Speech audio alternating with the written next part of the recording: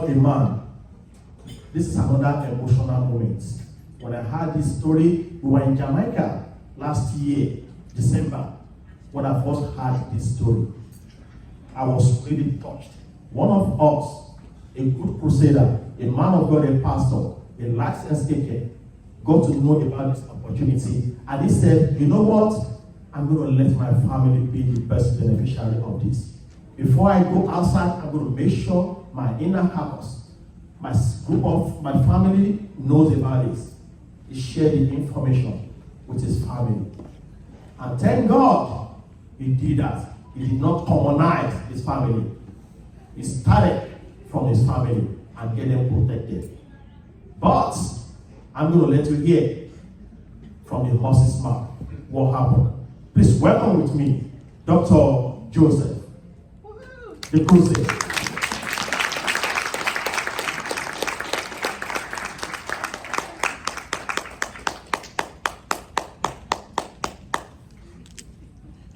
Clap him up on stage.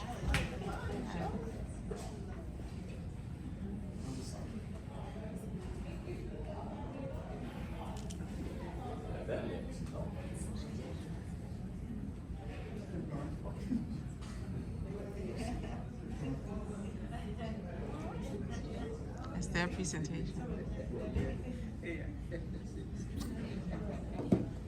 All right, there we go.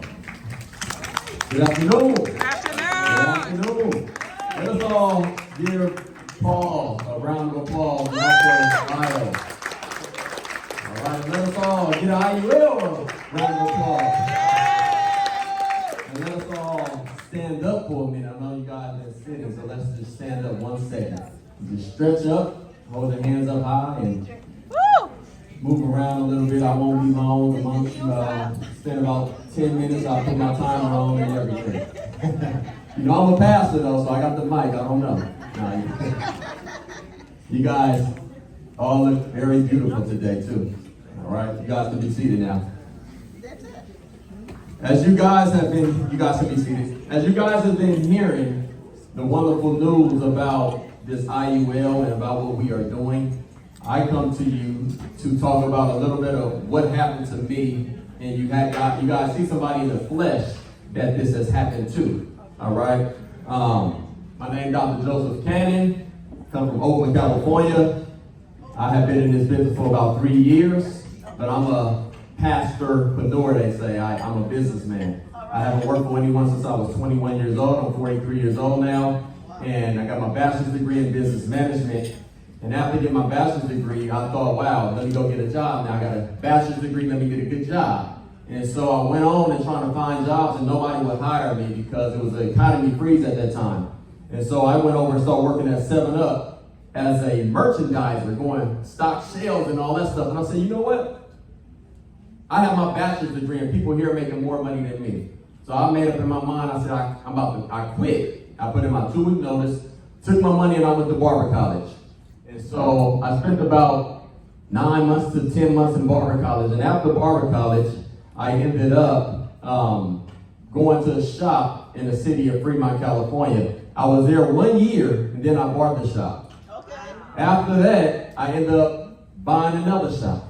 All right. And then I bought another shop, just trying to figure it out. I'm married, been with my wife since high school, 3 kids. My wife wasn't working at the time. I have to figure out how can I pay. And then I bought a house, wrote a book, just trying to figure out how can I include me in getting taken care of while I'm taking care of everybody else, but I'm being left out. How can I take care of me, right? And so I got these shops, and it still wasn't enough. These are all my shops that I ended up getting. 9 shops. Wow. 9 barber shops, right? And I thought, okay. Wow. Thank you. Now, I have other partners that I have included that was in barber college with me, so you never know who you're going to meet. I had some of my partners that came into some of these shops with me. So right now, I have me and my sister, we actually own this shop. All of us that own this shop in Oakland, we kind of all came together. This shop is in Tracy. This shop in Tracy, me and my partner Brownie, and this shop in Stockton, Brownie, this shop over with another partner, so forth, so on, right? But 9 shops, right? Now, I'm still ain't there. So I said, hold on, what is going on here? And so 2020 something happened. Well, first off, as I'm having these shops, God called me out to preach. I had other ideas of how I was going to do these shops, but when God called me out to preach, my ideas changed, right? But then something happened in 2020. COVID happened. And guess what happened to these shops? Had to close all the shops. God know how to humble you. God know how to make you depend and lean on him. I said, wow. I never could have imagined all the shops being closed at the same time. Then I have 3 properties, 2 properties rented out, and guess what happened to my renters? They stopped paying rent. They didn't pay rent for over 18 months. One of them owed me $43,000. Another one didn't pay rent for 6-7 months. But right when it was happening, somebody brought this. I was already in this business, mind you, right? I just joined this business, WFG. When this happened, epiphany went off. And I said, you know what? Just as I said before, I'm never going to work for nobody again. I made up in my mind that day. I said, you know what? I'm about to do something where the government can't stop my money. That's recession proof. I'm about to take this business serious, right? So it's one of those things to see how God gives you have provision. He already know ahead of time. And you in it right now, not knowing why you in it. But when you pull you out, you're going to understand why you was in it, right? Because he had to open your eyes to something else. So anyhow, I went ahead and I took the business serious. My first 12 months, taking it serious, made it to the top of the company. Okay. Right? Made over 6 figures, right? And I was like, wow, now I could include me, right? And so I took this information to my family, my mom, my sisters, and everything. And my sister, she's the breadwinner of her family, 3 kids, husband, and everything, right? And my sister was like, well, I don't have no money. I don't have enough money. Do you know she was making like $27,000 a year? I said, I made that last week. I didn't tell her that, but in my mind, I'm thinking it's like, man, you need to do this business. But anyhow, I shared this with them, and my sister said, I can't afford that. That's $55 a month for a $250,000 policy. And my mama is right there listening. This is my older sister, 47 years old. So my mom said, Tamara, go on and get that. I'll pay for it. Okay.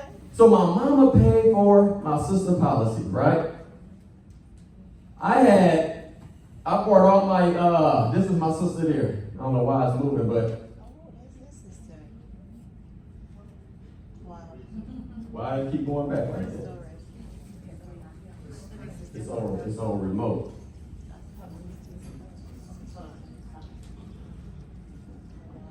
Let me know when you stop.